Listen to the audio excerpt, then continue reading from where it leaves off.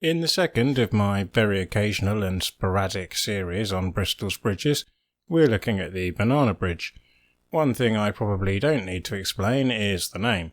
It's bright yellow and undeniably banana-shaped in outline, but I can't help thinking this rather flippant nickname undersells the elegance of this bridge.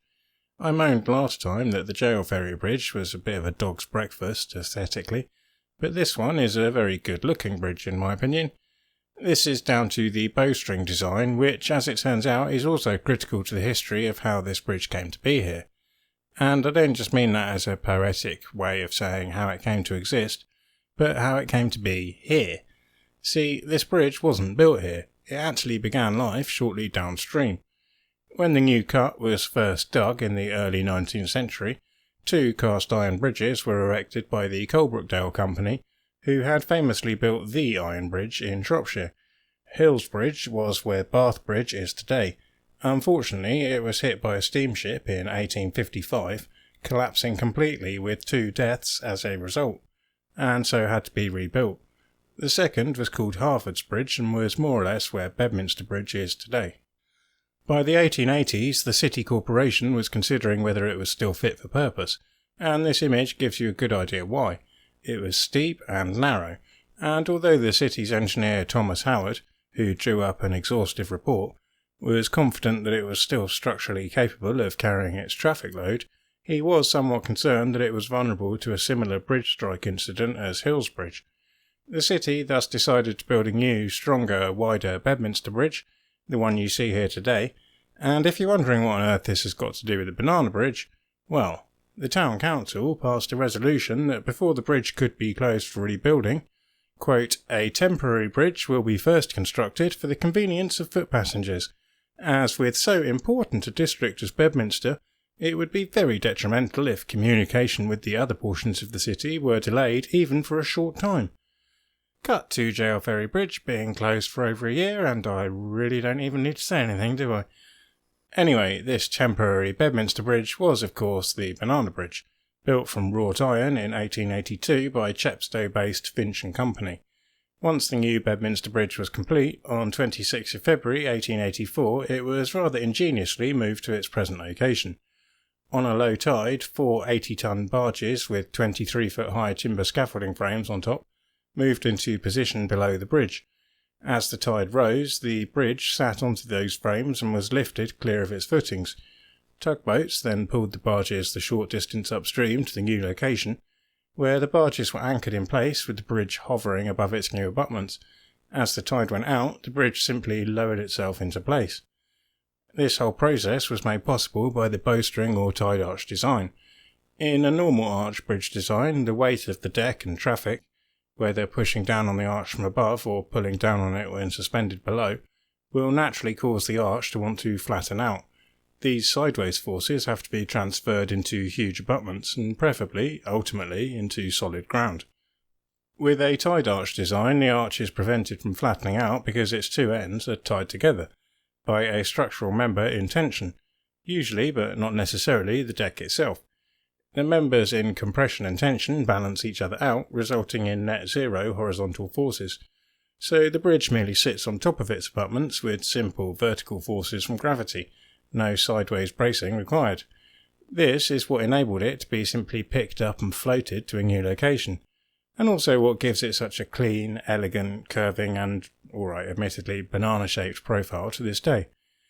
The one fly in the ointment is the mismatched heights of the opposing banks, resulting in several flights of steps at each end.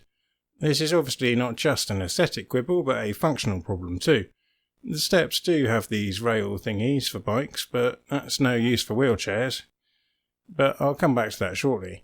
First, I should probably point out that despite the ubiquity of the Banana Bridge name, it's officially called the Langton Street Footbridge.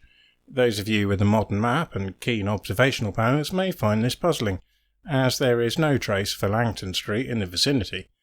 Those of you visiting in the flesh, able to combine those keen observational powers of yours with a modicum of general knowledge when it comes to Bristol town planning and history, will probably be able to guess what's going on here. The built environment to the north of the bridge looks awfully 60s, doesn't it? The Redcliffe estate very much epitomises the planning ethos of so many post-war large-scale council housing schemes, with a series of tower blocks and slab blocks scattered at jaunty angles amongst generous green space. And yes, sure enough, the story is exactly what those of you with a historic map or keen deductive powers would have already realised. There did used to be a Langton Street here, aligning perfectly with the footbridge and St Luke's Road beyond, and leading directly up to St Mary Redcliffe in the other direction. It used to be lined with classic terraced houses, but sadly Redcliffe was extensively bombed in the Bristol Blitz during World War II, which gave 60s planners the impetus to sweep the whole lot away and deliver the cityscape we see today. Now, I'm not going to get into a general purpose diatribe about 60s architecture and urban planning because this is meant to be a bridge video, but the one thing about this era's master planners that I can never understand is their seemingly dogged refusal to plug their new street layouts into the surrounding street layouts. It's strange enough to deliberately create disjointed little islands of council estate, even when those islands sit in a sea of pre-war suburbia.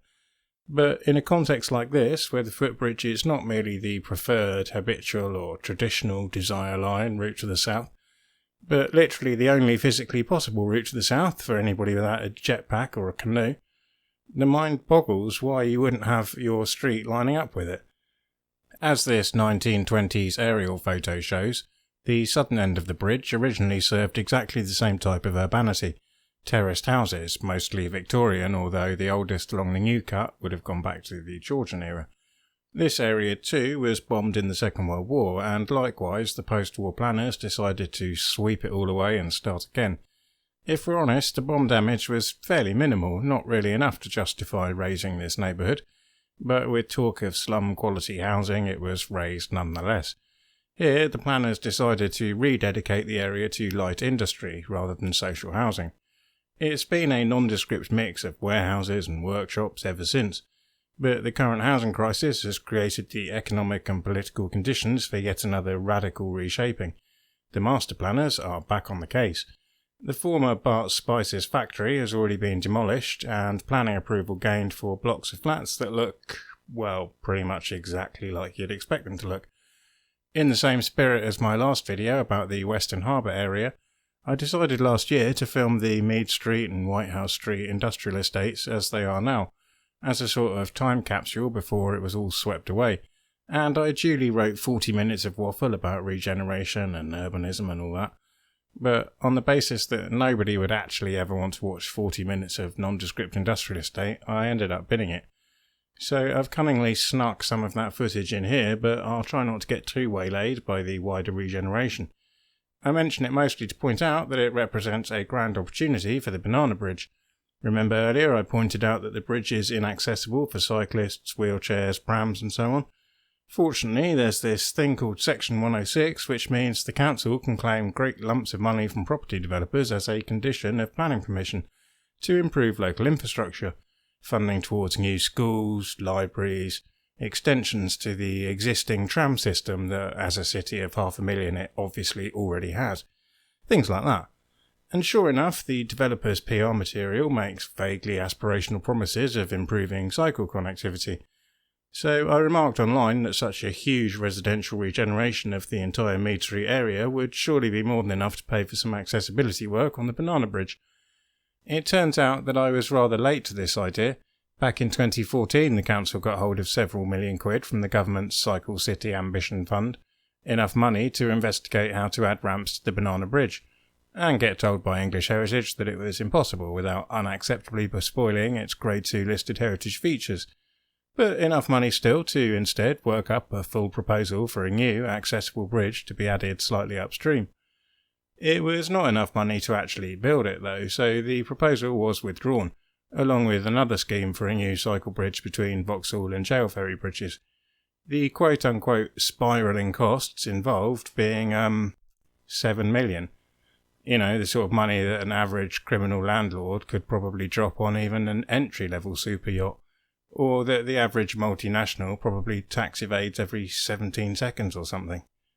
Depressingly, it seems that despite the umpty million quid soon to be invested in the Mead Street, Whitehouse Street and Bedminster Green master plans, there is no sign of these plans being revived. No intention to either retrofit the banana bridge for accessibility or build a new one nearby.